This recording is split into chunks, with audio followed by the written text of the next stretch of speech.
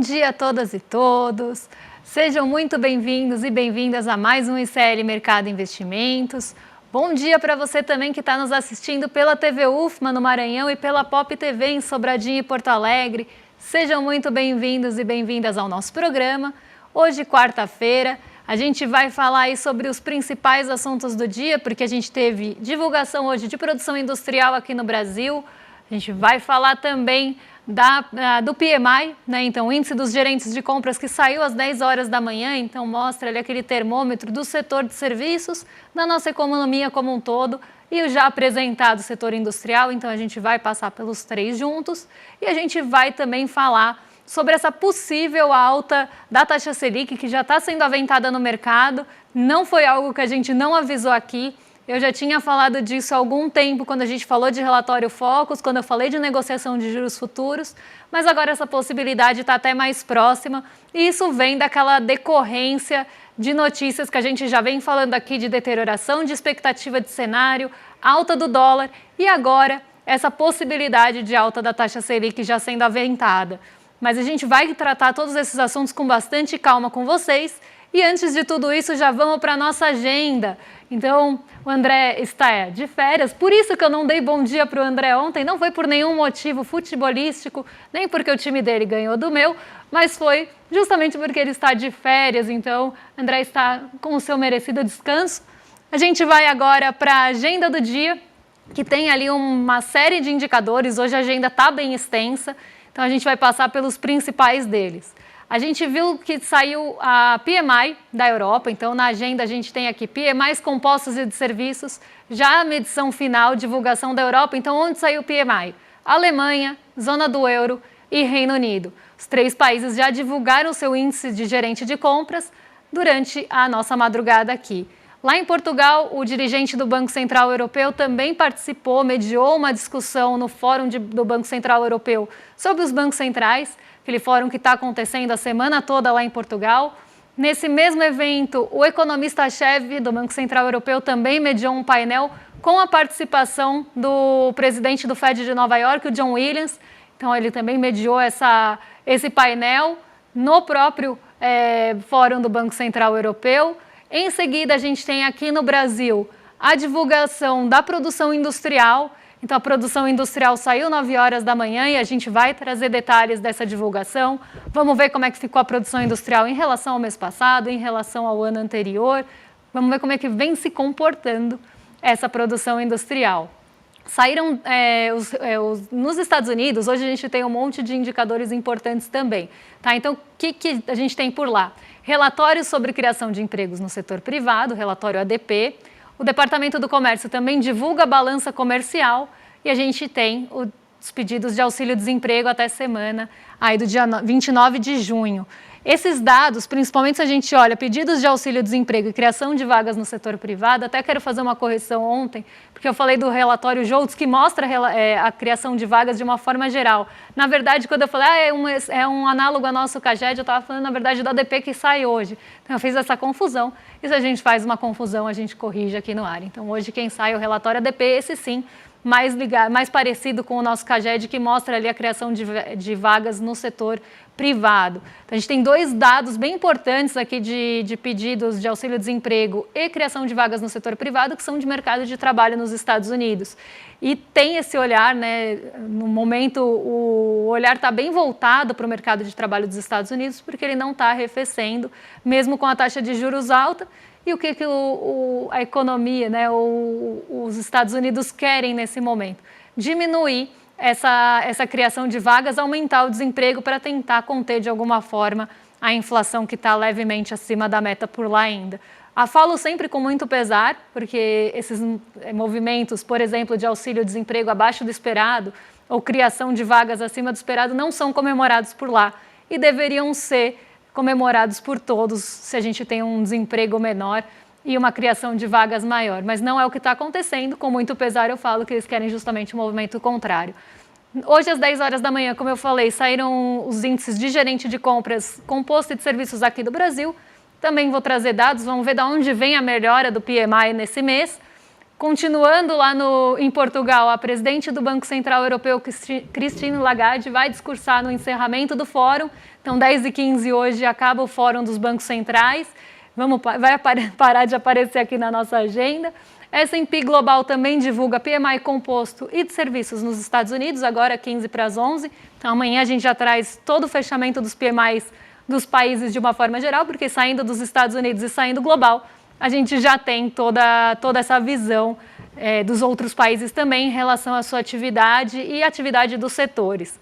Mas a agenda não para por aí, a gente tem mais uma página de agenda, porque nos Estados Unidos também sai o PMI de serviços, medição da ISM, outra da S&P Global, que faz ali toda a medição de outros países, o da ISM é só dos Estados Unidos mesmo. São visões diferentes ali das mesmas atividades, até para ver se elas estão indo na mesma direção ou não, com métricas e metodologias diferentes. Lá também sai, agorinha, encomendas à indústria, estoque de petróleo, e a gente tem o PMI de serviços do mundo sendo divulgado ao meio-dia.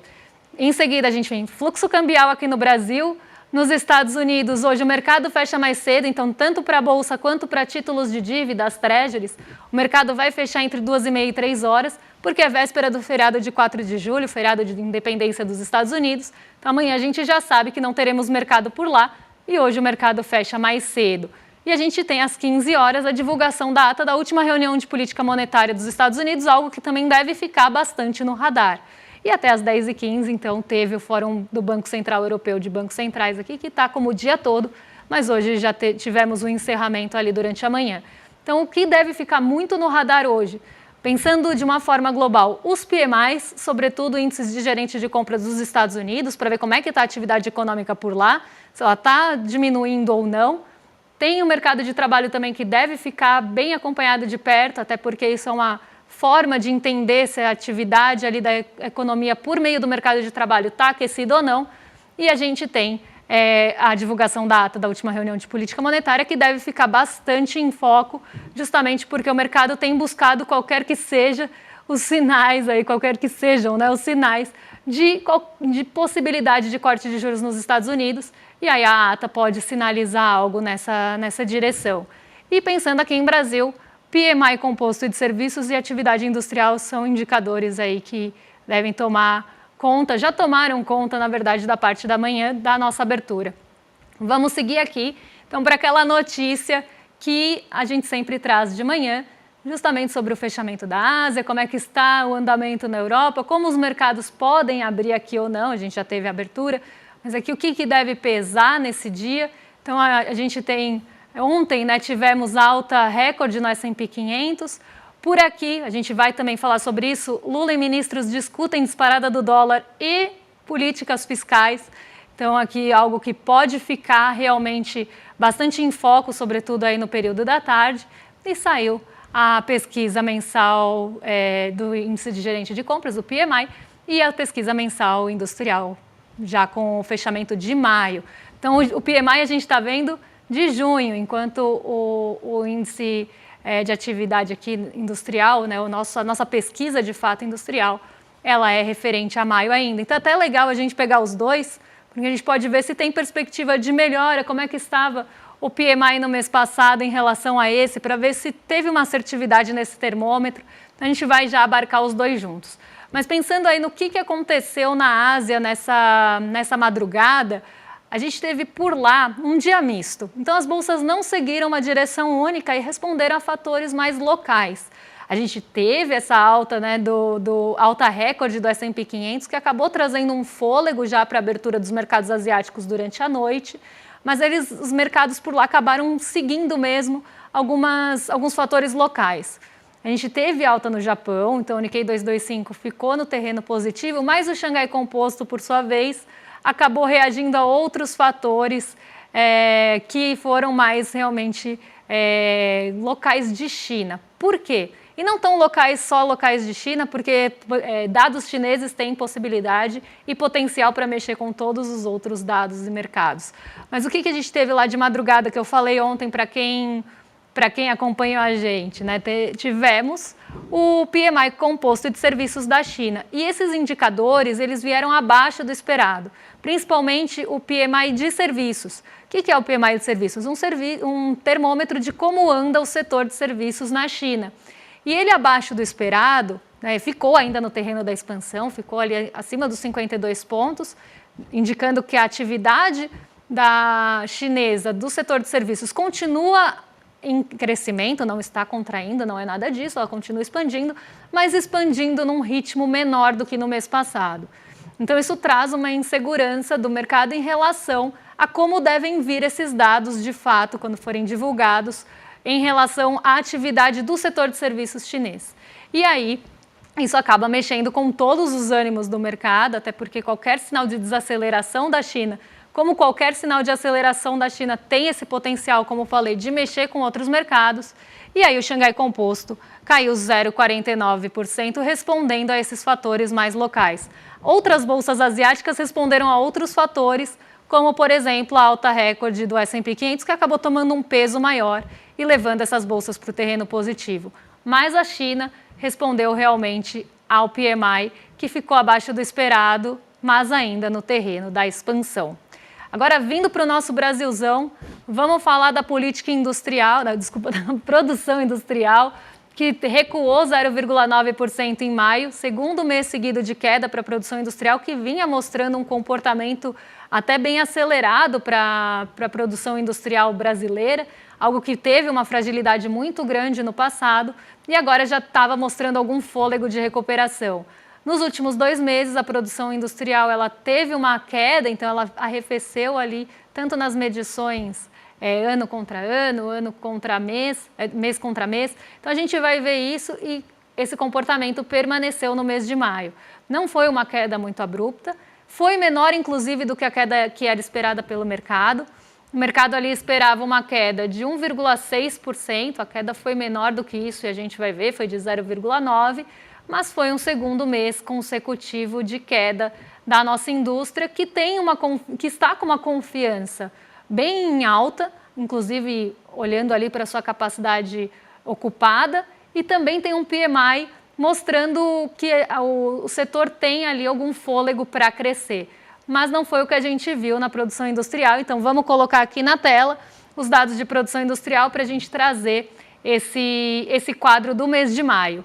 Então, em relação ao mês passado, maio contra abril de 2024, a gente teve uma queda de 0,9%, como falei, então a gente teve um recuo em relação ao mês anterior, mas um recuo menor do que o esperado. Em relação ao ano passado, então se a gente pegar a produção industrial de maio desse ano e comparar com maio de 2023, a gente teve uma queda de 1%. Lembrando que nessa métrica aqui, quando a gente compara ano contra ano, no mês passado a gente tinha tido um valor bem alto de crescimento. Então, o mês de abril tinha ficado muito acima do mês de abril do ano anterior, mas esse movimento a gente não viu agora no mês de maio. No acumulado do ano, a gente está no positivo ainda, então de janeiro até o mês de maio, estamos com 2,5% de crescimento de produção industrial, temos fôlego ainda nesse ano, apesar das 2 quedas consecutivas. O primeiro trimestre foi ali um pouco mais positivo para a indústria e isso fez com que a gente tivesse essa alta de 2,5% no acumulado do ano. Em 12 meses, se a gente comparar o período de maio de 2024 até junho de 2023, contabilizando aí 12 meses, a indústria aqui no Brasil cresceu 1,30%. Mas a gente tem um outro quadro para mostrar para vocês em relação à produção industrial brasileira, que é o indicador ali por grandes categorias. Então, bens de capital, bens intermediários, bens de consumo duráveis, semiduráveis e não duráveis, e a indústria em geral, como é que foi esse comportamento nesse mês de maio de 2024. Os bens de capital, que são aqueles bens que produzem outros bens, bens mais voltados também para investimento, tivemos uma queda de 2,7% em maio, mas ainda estamos com um acumulado bem positivo se considerarmos aí de janeiro a maio. Essa parte da produção industrial ela é muito importante justamente porque é aqui que a gente tem um indicativo de investimento no país. Se a gente está produzindo bens que produzem outros bens, isso quer dizer que tem uma demanda por bens que vão ser utilizados para produzir outras coisas. Então, a gente está falando realmente de investimento real na economia, a gente está falando de aumento de capacidade produtiva. E isso a gente viu no acumulado do ano, mas não estamos vendo em relação ao mês passado. Pensando também em acumulado de 12 meses, então considerando o acumulado de 12 meses, ainda temos um valor negativo ali de 6,8, porque a gente teve um momento bem difícil para a indústria, que os bens de capital sofreram bastante. Outro ponto que eu vou chamar a atenção aqui são os bens duráveis. Bens duráveis normalmente são bens de maior valor agregado, que custam mais caro. O que vem na nossa cabeça quando a gente pensa em bens duráveis, gente? Vamos pensar, até se quiserem deixar no chat aí, o que vem na cabeça de vocês quando a gente pensa em bens duráveis, mas a gente está falando daqueles bens de maior valor, que têm uma durabilidade maior também. Não são bens que a gente consome e descarta, vamos pensar assim. A gente está falando de geladeira, a gente está falando de fogão, aqueles bens realmente que têm uma duração, móveis e eletrodomésticos, aqui até para resumir. Então, nesses bens duráveis, a gente teve uma queda de 5,7% na produção industrial, então teve uma retração em relação ao mês passado, mas no acumulado do ano ainda estamos no positivo, com uma alta de 2,8%. E vale a pena chamar a atenção porque os índices de confiança, tanto do consumidor como da indústria, têm mostrado que o brasileiro está com mais disposição para consumir bens duráveis, que são esses bens mais caros. Então a gente precisa analisar todos esses fatores juntos, porque uma indicação de possibilidade de compra de bens duráveis, ela vem antes da produção industrial.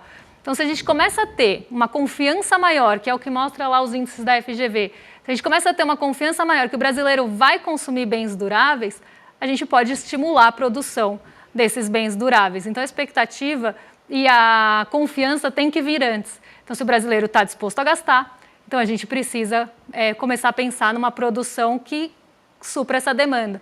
A grande questão a gente passou muito tempo sem esse apetite por bens duráveis, vamos pensar assim, e isso fez com que não tivesse uma produção grande desses bens, e não só isso, mas tinha muito estoque também ainda parado. Então, a gente precisa primeiro também desovar esses estoques para depois começar a produzir. Mas no ano, a gente ainda tem uma alta de 2,08%. Bens de consumo são bens ali de consumo não tão duráveis, né? São bens que a gente consome normalmente de menor valor agregado.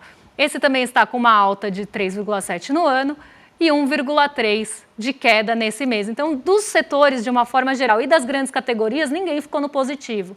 Dos 25 setores que a gente tem na produção industrial, 16 ficaram no negativo.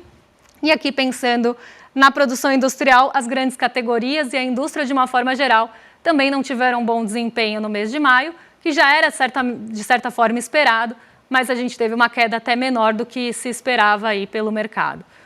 Agora a gente vai falar de um assunto que tem tudo a ver com esse, que é o PMI, o Índice de Gerente de Compras. Então, eu vou botar aí na tela para vocês como é que ficou o PMI desse mês, o Índice de Atividade dos Gerentes de Compras, e aqui é aquele termômetro que a gente já conhece. Se estiver acima de 50, está mostrando uma expansão, que pode estar mais acelerada ou menos acelerada em relação ao mês anterior. Se estiver abaixo do limite de 50, a gente tem uma contração no setor, que pode estar também num ritmo mais lento ou mais acelerado. O que a gente está vendo aqui? Estamos com os nossos índices ainda acima de 50, até distantes do patamar de 50, quando a gente vê o PMI de outros países, eles estão lutando para chegar nos 50. Então, a gente vê um setor de serviços com crescimento, com expansão, o setor industrial com expansão e, de certa forma, o PMI composto, que é uma composição dos dois, também está se expandindo. A gente tem essa expansão acontecendo porque estamos acima do limite de 50. A questão a gente não está acelerando essa expansão se a gente pegar os valores ao longo do tempo. Então, quando a gente olha aqui, o PMI composto, ele ficou praticamente estável em relação ao mês passado. O PMI industrial, ele teve uma alta em relação ao mês passado, uma alta bem pequena, mas teve alta em relação ao mês passado. E o PMI de serviços teve uma pequena queda, uma queda bem pequena, bem leve, mas aconteceu queda em relação ao mês passado. O que isso está indicando para a gente? Que em relação ao mês de maio, no mês de junho a gente pode ter uma certa recuperação do setor industrial, que é o que a gente acabou de falar, a atividade econômica pode andar de lado e os serviços podem recuar em relação a maio, na medição do IBGE, que sai só depois. Como essa pesquisa sai antes, a gente já tem um termômetro do que esperar. Então, isso traz para a gente essa percepção de como é que está a atividade dos setores. A gente tem mais um gráfico aqui que eu vou passar bem rapidinho, que mostra justamente esse comportamento que eu acabei de explicar. Em relação ao ano passado, os índices dos gerentes de compras estão bem melhores, subiram bastante em relação à comparação de junho de 2023. A gente teve uma aceleração, sobretudo do PMI industrial, mas na comparação do mês, a gente ficou bem perto do 0 a 0, com pouca mudança na atividade em relação aqui ao mês passado, ao mês de maio, já que estamos olhando junho contra maio aqui. Vamos falar de mais um assunto, esse assunto que está muito no radar, que é a reunião do presidente Lula e ministros para debater o fiscal e a alta do dólar. Essa reunião está sendo bem esperada, e aqui eu quero trazer um ponto que a gente já veio falando, inclusive o Edu falou no N1 ontem, eu já tinha falado no mercado de investimentos há algum tempo, principalmente quando a gente fala de relatório Focus. A gente tem uma sequência de fatos e eventos que fizeram com que a gente chegasse no patamar que a gente está desse dólar alto, e eu expliquei bastante isso ontem, mas eu vou dar uma retomada bem rápida para a gente entender por que o mercado já está esperando e precificando na nossa curva de juros futura, o que eu já venho falando aqui há bastante tempo, a alta da taxa Selic. Então, ao invés de ter manutenção da taxa Selic nesse mês, no mês que vem, desculpa, na reunião do Copom, a gente pode ter uma alta, uma mudança de diretriz aí do Banco Central. Por quê? A gente começa lá com a deterioração do cenário econômico, certo? Roberto Campos Neto começa a falar que ele acha que a inflação vai se descolar, que ela vai para um terreno ali mais acelerado, que ela vai começar a pressionar, e isso começa a mexer com as expectativas de mercado, inclusive falando ali de possibilidade. Roberto Campos Neto, que está para sair do mandato, e aí agora parece que o pouco verniz que ele tinha ali, mais de aquele terninho de técnico, ou coletinho de técnico que ele tinha, parece que ele agora descambou. Ele já está tirando, porque depois que ele falou que ele aceitaria ser ministro, ele mostrou sim que tem viés político. Isso, para mim, ele nunca escondeu, mas agora está um pouco mais escancarado. E aí ele começa a dar declarações antes de reuniões acontecerem, reuniões de Comitê de Política Monetária, indicando que a taxa Selic, num primeiro momento, ia cair menos, depois que ela ia ser mantida, antes mesmo de conversar com os próprios diretores. E aí começa a falar de expectativa de inflação desancorada, começa a colocar ali o seu ponto de vista em relação a perspectivas de alta de inflação, e isso cria uma expectativa nas pessoas de que a inflação vai subir. Pensando que a inflação vai subir, a gente começa a ter deterioração de outros pontos. As taxas de juros futuras começam a subir, porque se a gente vai ter inflação, qual que é o primeiro remédio que o mercado e que os agentes vão pensar? Alta de juros para conter a inflação. Então, as curvas de juros começam a subir. Esse movimento já está acontecendo há algum tempo. Só que aí a gente começa a ter essa aposta que eu falei ontem contra o país. Então, se eu acho que a situação vai deteriorar, se eu começo a falar que vai ter piora no cenário fiscal, a gente começa a ter outras variáveis que se deterioram. Também sobe a taxa de juros, porque o mercado começa a querer mais prêmio pelo risco de uma deterioração fiscal que nem está perto também de acontecer, mas as expectativas já estão sendo criadas. E aí a gente tem essa alta das taxas de juros. A gente começa a ter também um cenário deteriorado de uma forma geral. Então, eu não vou querer correr o risco ali, vou tirar o meu dinheiro desse país, e aqui é o que o mercado está pensando. A gente tem que entender essa cabeça do mercado para poder, inclusive, entrar no debate e criticar. Então, vou tirar o meu dinheiro do país, vou apostar contra o país, vou apostar contra o real, porque aí eu vou ter algum ganho. E isso começa a fazer com que quem suba? O dólar. E às vezes a gente acha, o dólar não está perto de mim, eu não vou viajar, pouco me importa o dólar. O dólar importa sim para todos nós. Porque se a gente tem um produtor aqui no país que produz para fora também e exporta, se ele pode exportar com um dólar a 5,70, você acha que ele vai ser bonzinho e cobrar um valor mais barato de você aqui dentro? Não, ele vai cobrar paridade com o dólar. Então os preços vão começar a subir aqui. A gente tem maquinário que é importado em dólar. Então os preços começam também a serem pressionados. Se a gente tem preços pressionados por conta de uma possível alta de dólar, porque as coisas vão ficar mais caras em dólar, a gente pode ter uma pressão inflacionária, que era aquele cenário que foi pintado lá no começo para deteriorar todo o resto. E aí é o que a gente chama de expectativa autorrealizável. A gente pinta um cenário, a gente começa a ter negociações que vão favorecer que esse cenário aconteça, e no final o cenário acaba acontecendo por toda essa movimentação. E aí a gente começa a ter alta de dólar. O que o mercado pensou? Ah, o dólar vai subir, isso vai favorecer uma alta de inflação. O que vai acontecer então? Pode colocar aí na tela, que a gente separou um print do Globo para vocês.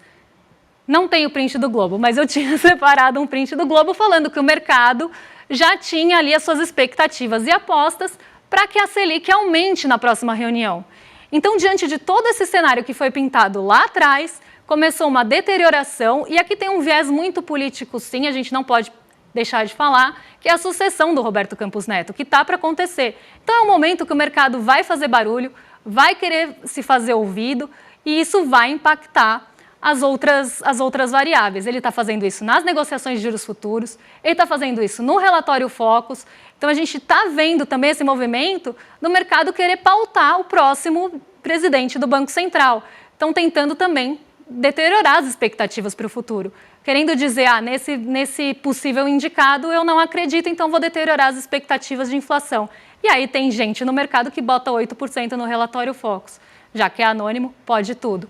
Então é assim, a gente tem um cenário que acabou deteriorado por uma própria expectativa criada lá atrás. E agora a pressão está vindo na Selic. Isso já está aparecendo nas negociações de juros futuros e eu não dou muito tempo, podem até gravar aqui, eu não dou muito tempo para isso começar a aparecer no Focus.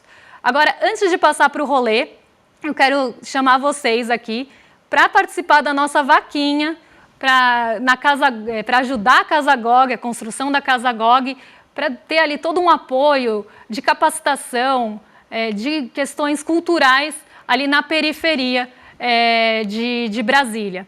Então, apoiem esse projeto, o link está aqui embaixo, a gente já atingiu a meta, mas aqui no ICL, quando a gente atinge a meta, a gente dobra a meta. Então, podem contribuir aí com a nossa comunidade sempre muito forte.